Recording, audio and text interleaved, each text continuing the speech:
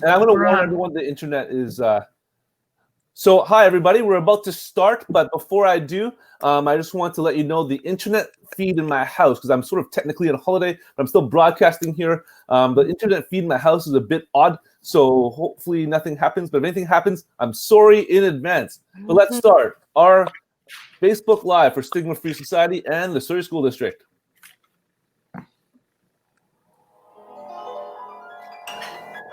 This is great, right? I hope people actually see that we're starting. We're either recording or we're getting live views. Not quite sure ever what happens here. I see a couple people logging on now. We always wait a few seconds for people to log on. While I welcome all of you to Don't Just Survive, Thrive, hosted by the Stigma Free Society's Facebook page and Stigma Free Society, as well as the Surrey School District. My name is Daniel. I'm a district principal in the Surrey School District, responsible for mental health and wellness. And today I have amazing guests here with me. But before I introduce my guests, I want to say that all of us, this is the disclaimer every single time, work for the Surrey School District. So it is highly likely we'll say nothing that's against anything the district stands for. These are all our opinions, of course, and these are all individuals who are brilliant, and we have our own say, and the school district's wonderful in supporting all the different work that we do, but just know that we all work for the same place, and I want to put that out there so that everyone knows. Just to test if Maddie or someone is on from Stigma Free that this is actually working, that'd be good. All right, I see a thumbs up, so that means we're actually working. You see there's a little bit of refreshing there, but just so you know, there's also this contact information. If you want to contact me about any of the broadcasts that we're doing, my email, my phone number, my Twitter is up there. And so if anybody has any questions, you feel free to contact me at any time. Now today, we're so happy because this is actually a two-parter. Part one is going to be on this page, and part two is going to be on our Surrey Schools Mental Health YouTube live channel, which is going to be awesome. And today we have three guests. I'm going to make the windows bigger so you can see what they look like.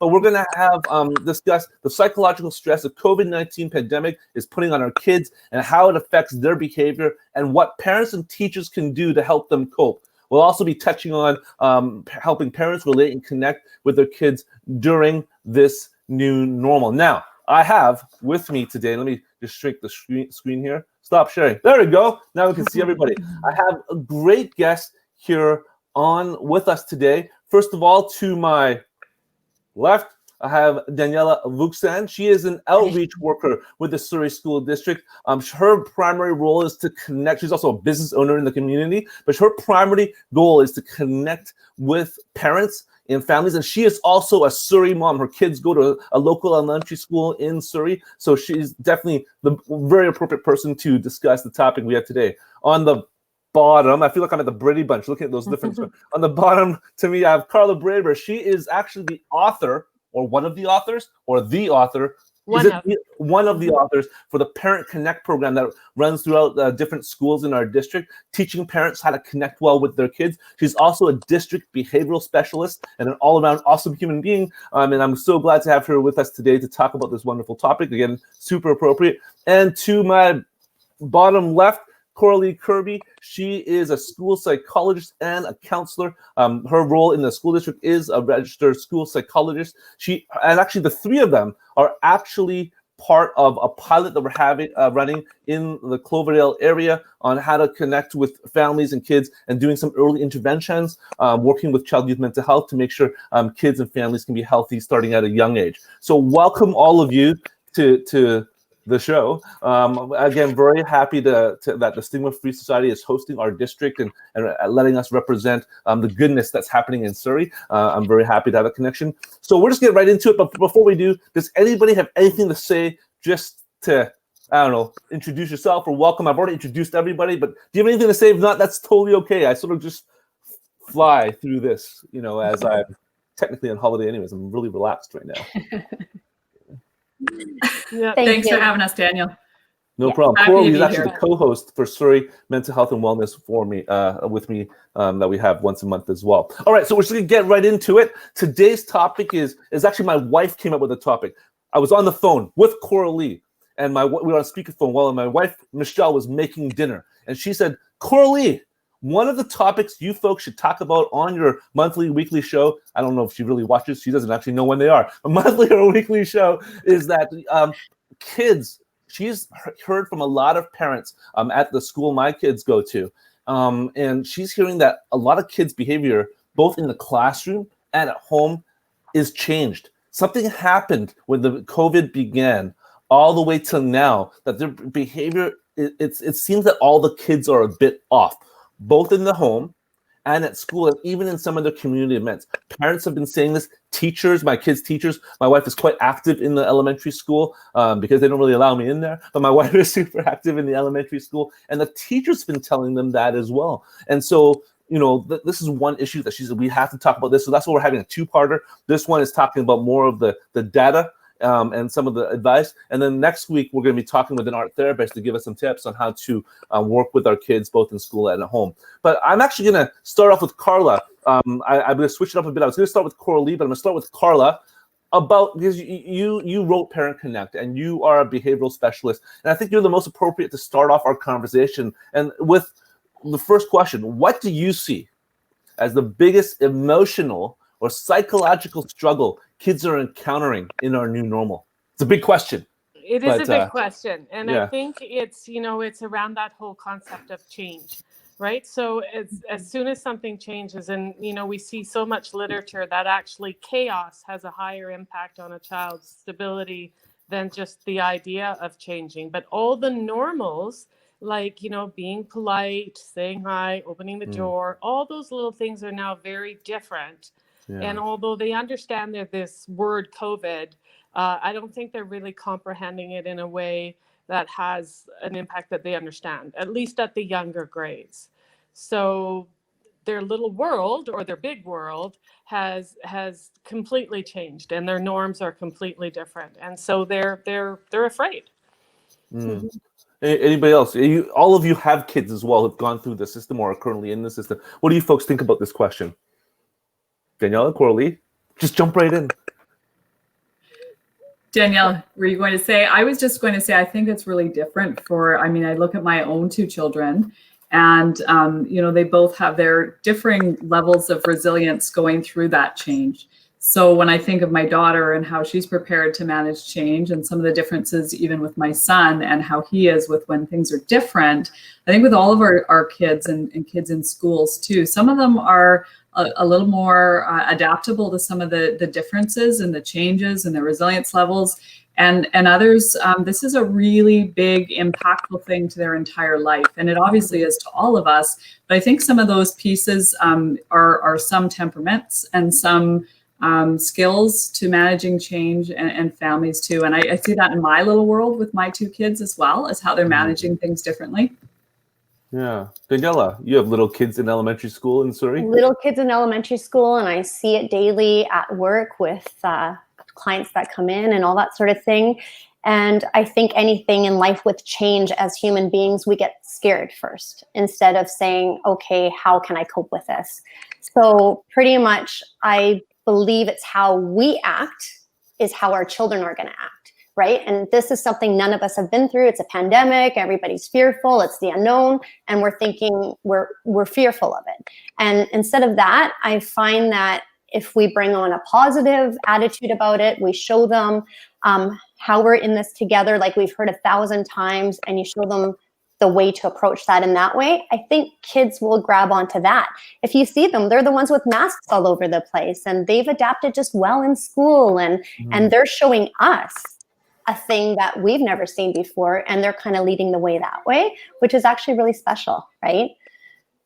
But do you think maybe some of the kids and anybody, this is a free-for-all question, the kids are reading what's happening at home? Like if you go to if you go to a family that's divorcing or something like that, kids are different when something's happening at home. Do you think some of the reasons why kids' behavior is changing is because of what they're reading from the people around them? Is that a possibility? that's what I was just trying to say, right? It's like how mom and dad are reacting at home, how everybody's life went into lockdown and parents are working from home now. If not, then they're frontline workers and their life is just turned upside down, and everybody's taking a piece of that puzzle, and that's how they're reflecting it in their life. And I think with the kids, it's just mainly, like I said, maintaining that positive attitude about it.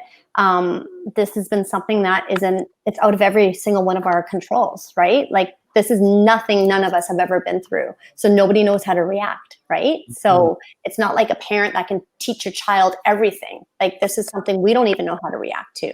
And I think kids are seeing that. Okay. Hey, Daniel, if I could Yeah, comment just of for course. a moment. Yeah. So much, our kids really communicate a lot through their behavior. Yes. And so so many kids that I've worked with over the years at Maples, even in custody, no matter what, when you talk to them about, the adults and how the adults acted in their life, they say, well, we knew years before they thought we knew what was going on. And I think that is so much a feeling state. They feel it. And because it's so inconsistent right now, there's so much media. People want to know how many cases, how many of this. Our norms are kind of slipping.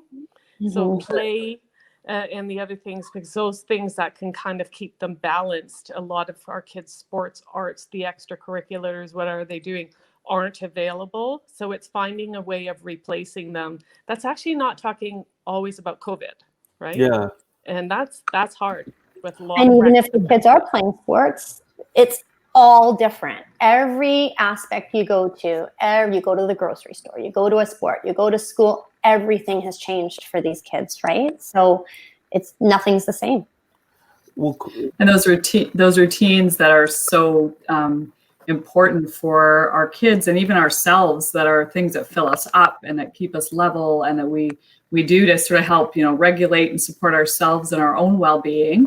So many of those things have been removed. And so, like Karla, you're saying, with sports or with connecting with friends, or, for a while they're even just going out for dinner and connecting with other adults. So those things have changed as well. And those typical places that we go to, kind of fill up kids and adults, just is really, we've had to find new ways to do those things. Yeah. Well, here's the $24 million question, and I'll start this one with Coralee. What are some signs that you tend to look for at home? You have kids at home, you have a child in school right now. What are some signs you tend to look for at home when you try to engage your child's well-being? Like we've talked about possibly helping, like controlling ourselves and mitigating some of the negative feelings with our actions and reactions. But the reality is, like Chilliwack just canceled all of their sports literally today. Because of the high COVID numbers. It canceled all of soccer, all of everything. All the community sports are canceled in Chilliwack.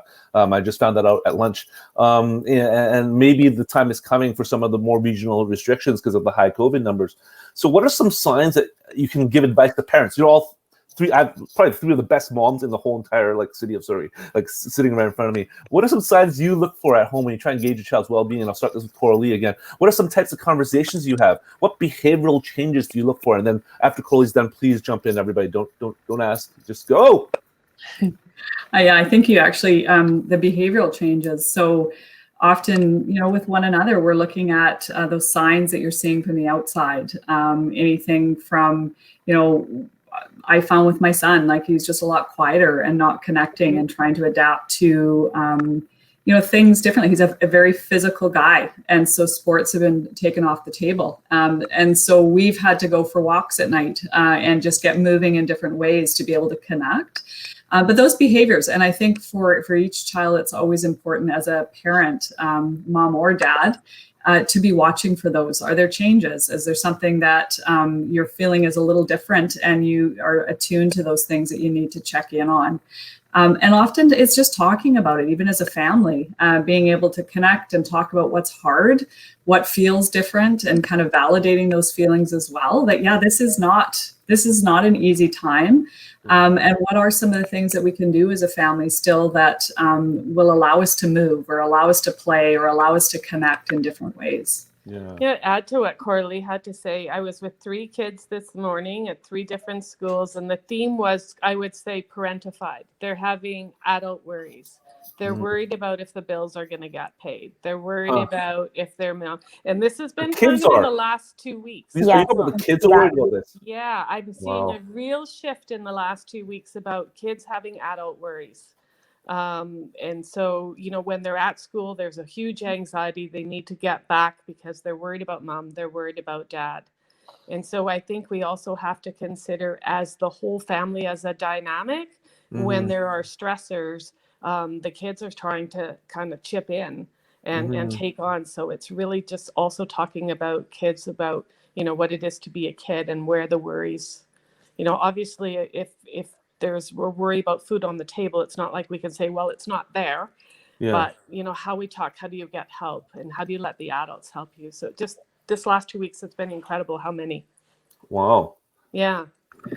And I think when the world right now feels like the worries are so big and there's not a lot of control, it's sometimes finding those little pieces of things that we can do, and those action pieces as well, to kind of bring it in within that sphere of, you know, what can we do to make things better around our home? You know, can we light a candle and put on music? We can't go to concerts. Can we, you know, do those things, and actually trying to identify some of those things that are possible, because right now is a time where everything seems almost impossible and so much bigger that we don't have a lot of control over. You know, we can put on our masks and be safe and do those things, but what positive things can we actually do together? Because I think that brings some of that back into our own hands and take some of the bigger worries, you know, away.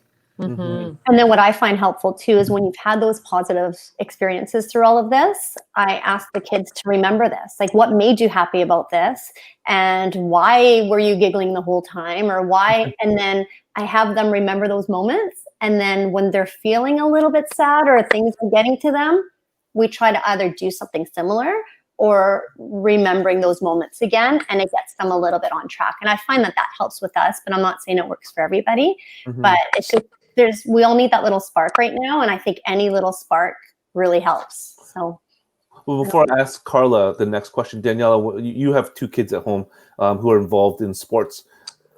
Have you noticed them missing? Like, I know your kids are doing hybrid. Is that, am I correct? We're doing hybrid, yeah. Doing hybrid. So, how are your kids reacting to that and that different sort of learning system? Your kids are quite friendly, I think, and quite social, but. They ask me every day, Mom, when are we doing face-to-face again? Yes, they miss their friends, but I feel lucky because they are in sports. So I feel like we've got the social aspect with their friends still on that end. And then I feel like with the hybrid, at least they've got their education and can focus on that. So as a parent, I don't feel like they're lacking that part of it because they still go to school a couple days a week and they still see their principal and their teachers and some friends that I feel like we've just boiled life down to the necessities and the things that really do matter. And they're getting little pieces of all of that. I just feel really guilty because when we go to sports, I am a COVID freak mom and make sure everything's really, you know, in line with that. And they're like, Mom, why are you so crazy? My friend's not doing this. Why are so-and-so still having sleepovers? And I'm like, you know, it's hard to explain when so many families have just done, and I'm not saying something's right or wrong, but some families have done some things complete opposite to us. And how do you say, well, this is just the way we do it, right? Because everyone's just taken their way and just made it their own, right? And there's good and bad in all of it. Well, I think, and I started this talk with Karla. Can you believe it? It's only 2:18. We only have another 12 minutes left. I think parents are going to sign on to actually hear this answer. And Karla, to start, and everybody else, please chime in. Parent Connect. Here's a free 12-minute Parent Connect session. What are some ways we, including myself, as a parent or as parents, can mitigate some of the stress our kids are feeling with the current state of the world? How do we keep our kids from having adult worries? How do we keep our kids from questioning everything around them? How do we keep our kids so that they continue to thrive as a grade 3, grade 4, grade 5, grade 6, and not as a 28-year-old?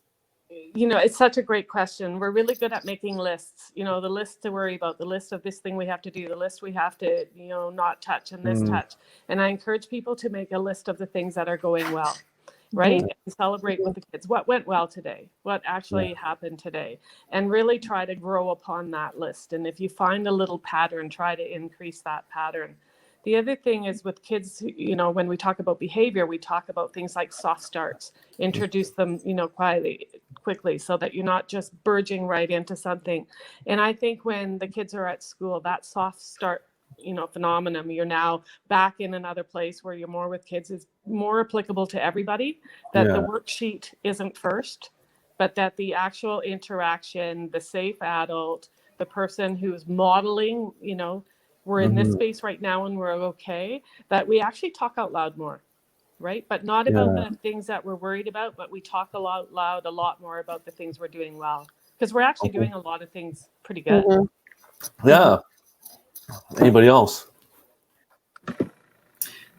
I think we understand physical safety, and even during COVID, we can understand the things that will keep us safe, you know, with distancing and our mask. And I think that psychological safety and emotional safety is also really important. And so protecting our kids in some ways from being flooded by too much information, by being flooded by too many worries, too much news, too many things that we're seeing, because they do need that protection. We as adults are sort of trying to just manage that ourselves, let alone our little minds trying to put that all in context. So I think just carrying that for our kids is really important, and also creating that safety around what they're hearing and they're having to take on is also really important too. And I love what Karla said, just celebrating the things that do work, structure and routines, trying to stick to those as much as possible. We all kind of thrive when there is something we can count on, and that there is some structure in our day as well. And I think those can really be those sort of family times together, even if it's dinner or it's going for walks or doing things in the morning that are built into our days, just to keep some normal within the home, even though around the world it may not feel the same for us. You know, one of the concepts of Connect, where we really build it, it's based on sort of attachment and relationship theory, is around that the behavior is communicating a need that the kid is maybe not somehow feeling that they're getting. So whether it's a need to feel safe, connected, it might be a need they're hungry, right? Is to really try to kind of look past the behavior and try to think, make some best guesses, because that's all they are. What do I think in the moment, past how they're behaving, they might be needing? And what can I do to fill that bucket, as opposed to just focus on what you see in front of you? I think it's also important. We're all three here are professionals, and honestly, I think it's possible that the two working parent professionals might be, their kids might be feeling a lot of the stress, because maybe the habit hasn't been to eat dinner together. Maybe the habit has been both parents being working, and they have lots of stuff, but do they have the time? And I think personally, one thing that really has helped my family is us spending quality time with our kids. Now, I'm very fortunate. I can shoot shows from home. I can work from home. We all have that capability in the district. The Surrey School District has been great. Here's my plug, right? The Surrey School District has been great. But the reality is that a lot of working professionals don't have that, and they do have to go out and work. And when kids, when they're all doing the exact same thing, even though the kids' lives are markedly different because of COVID and because of all the things happening around, I think it's important that parents, even though it might be a sacrifice, even though it might be hard, and it's easy for me to say and hard for them to do, but there needs to be a fundamental shift in the family to change things up so they can connect better with their kids. Daniella, any comments on that? You have two. Well, right? And that's just what it is. And I think when we think of the beginning stages of COVID, it was a time that you heard so many parents be like, we've never all been in one house, or I've never seen my kids so much. They're either going to sports, they're going to school. Like, I know my life, it's 1,000 miles an hour. And I actually, when I look at COVID, and I even have asked them, the siblings made a connection that they never would have made, because one brother's playing hockey, one brother's playing baseball, they're never together. And they made such a special connection through COVID and continue to do that, I feel like that would have been a missed opportunity. So how great is that? And it also gave parents a chance, like I think with the homeschooling back in March, was like, what do my kids struggle at? What are they really good at? And it lets you see things through a different lens. And it can't all be negative, right? And it's made you value and see where you can help them. It's added little sparkles in your life by allowing us to see what our children are all about. And I think as working parents, you lose that connection sometimes. So it kind of got you back into there, right? Yeah. And as we head towards the last 5 minutes, I know there's some people online and some people from the Stigma Free Society also like to ask questions that some other members might have asked earlier on in the week. So I'm just going to, as we continue, I'm going to monitor the chat if there's any questions in the last 5 minutes. Can't believe 25 minutes have flown by so fast. But if anybody else has any comments, Andrea says we can go longer, but also been cognizant of other people's time as well. And you guys all have like jobs to do as well. So any final comments as I monitor the questions to see if there's any questions that are being asked by the chat? The only thing I think that it's kind of what Daniella was saying. Lost Coralee, I think. Is everybody else still here? I can hear her. Yeah. Okay. Go keep going, Coralee. Video off? Yeah. Oh, you're back on. You're back on. Oh. Yeah. I was just going to say that, finding those new ways together too is an adventure with your family. And, as you're saying, Danielle, things may not look the same from family to family of how you can connect, but finding those points of connections. I have teenagers, and one of my favorite things is we go down to the park at night and we sit on the swings and we swing together and chat. And I don't know how that's become something. It's not dinner and it's not traditional and we've never done it before. But it's become something super fun for us to connect that way. And I think that's where we can take this new adventure together as a family and figure out ways that at least just bring us together in different ways, but can explore some of those things. And I would say that's been the gift in COVID for me. It has been some of the new things we've had to sort of find our way through together. And parents have to fill their own buckets too. I love the airplane, metaphor where in the beginning they say, should there be an incident, put your own oxygen mask on first before you help the person beside you. I think that's so important. There's so much focus on how to keep, but you have to have something in the tank, whatever that is. Yeah. Yeah, because I think some parents were always like, they're used to being the one with answers through all of this. And it's like, I have an answer for you, mom, dad, whatever. And through this, nobody has answers, right? But what we all know is eventually whatever the new normal is, like everything else in life, we have answers eventually. And what keeps us going is we will have answers. We just don't know them now. And we just got to keep going and be positive and make the best of it, right? And find those little special opportunities. Like Coralee, you guys might be swinging on swings for the rest of your life, and they might be doing that with their kids one day. It's just something that might get created, right? Yeah. So.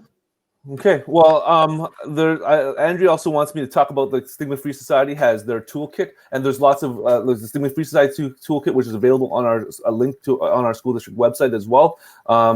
And there's also Parent Connect that runs in schools and many different resources that our district offers. But again, because we're on with the Stigma Free Society, I do want to talk about their toolkit that launches today.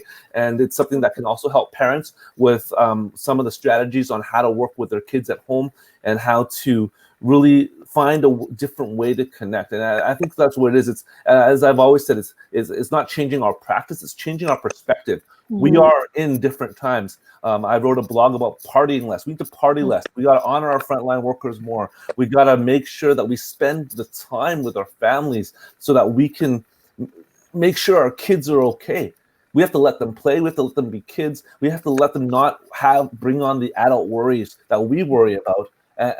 Because an 8-year-old should not be wondering about the bills. I know that sometimes they do, but that's not what they should be worried about. They should be worried about whether they're going to get all their spelling test words correct, or whether their friend wants to share an apple. I would rather actually talk to my daughter about like friendship issues than if she was worried about COVID-19, you know? And I think that's really where we are, is helping parents change their perspective. You are not living in normal times. You need to not be complacent. You need to fundamentally shift how things are happening in your family so that we can help save our kids. And as Karla said, Daniel, too, is that for our cups to be filled up as parents, sometimes we do need to reach out and we do need to seek our own supports. And, the schools are still here, and the counselors and administrators, and there's resources within our communities that, if as parents there's a need to lean and to reach out and to find those supports too, that it's just really important to know that they are accessible and available to those that need. And we're all going through it and need to lean from person to person, and friendships and families, and also professional resources too. Well, let's take a little bit of time. Actually, that's an important point. All three of you will know this because Danielle, this is all three of your jobs to know. What are some resources parents can look to go reach out for help? Because again, if a parent is struggling, it's hard to help the kids. What are some resources for parents out there, other than the Stigma Free Toolkit, which is a great resource, but other ones that they can maybe physically go to as well? I think starting to, and sorry, Karla, I'll just quickly, I'm connecting with schools. We have counselors and we have our administrators. We also have medical. We have our family doctors who can refer to community resources. We have an amazing provincial resource with Kelty Mental Health through Children's and Women's Hospital. And that has so many resources listed there, from information to ways to reach out. Our College of Psychologists has many free resources too, and psychologists who've been providing free support through COVID, and our counselors, our clinical counselors of BC. Those are to name a few. Child and Youth Mental Health, there's those offices within each of our zones here in Surrey as well too. Okay. Karla, Daniella? Also, the recreation facilities, although they may not have open pools and things, do have a list of resources. Many of the programs that were in person, there are some online versions of them that are free. Okay. So that's a really great resource to call. Okay. And Daniella, any final words from you about resources for parents? Well, as a parent? No, but as a parent, it's just nothing's wrong with reaching out to friends or family and saying that you're having a day. So I feel like those human-to-human conversations, I think we're afraid that we're going to be judged. And like I've said already, no one has an answer. So reach out to a friend. They might be experiencing the same thing. Reach out to a family member and just talk, right? Talking does wonders. And I think we're afraid to talk sometimes. Yeah. Well, this is time for me to bring up the next week on November 10th. We're continuing this conversation, not with these wonderful guests, although if you want to come on, that'd be awesome. We're going to be going to our YouTube channel, Surrey Schools Mental Health and Wellness, or pause this and copy and paste that link. We'll be talking to Emily Piper, our school district's art therapist, about different techniques artistically you can do to work with yourself as a parent, and also work with the kids as well. She might even be doing a demo with Coralee and I. You might have to see us do some art. But I do want to take some time to thank everybody. Daniella, Coralee, Karla, just in the order I see you going down. It's just a pleasure to talk to you. I work with you folks all the time. I know you're brilliant. I know you're brilliant parents and brilliant employees of the district. But the most important thing is you care so much about families and so much about kids. And I just want to thank you for your work and for just sharing your knowledge with us today. It is a struggle out there for a lot of people. I know that, even though I get angry at folks who are gathering in groups of 50 or 100 or whatever it is that's happening on Granville Street 2 nights ago, I realize that people are lacking and missing that human connection.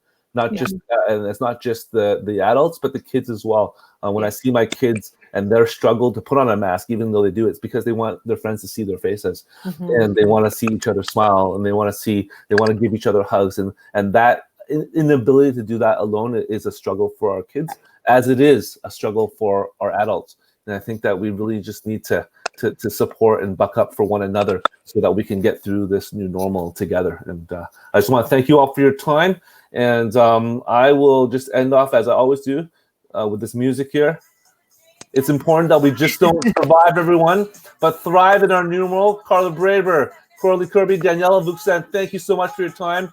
Everybody, remember to tune in to Stigma Free Society's all their live things that are happening, all the different toolkits that they have. And on behalf of the Surrey School District and Stigma Free Society, thank you for watching. Thank you for tuning in, whether it's right now live or behind the scenes on the YouTube later on. Thank you so much. Bye, everybody. You don't need to leave. I'm just going to end the live broadcast. Stay on so I can thank you with applause personally. Okay. Bye, everybody. Thank you. It was our honor. Thank you. Thanks, Daniel. Yeah. See ya. Bye.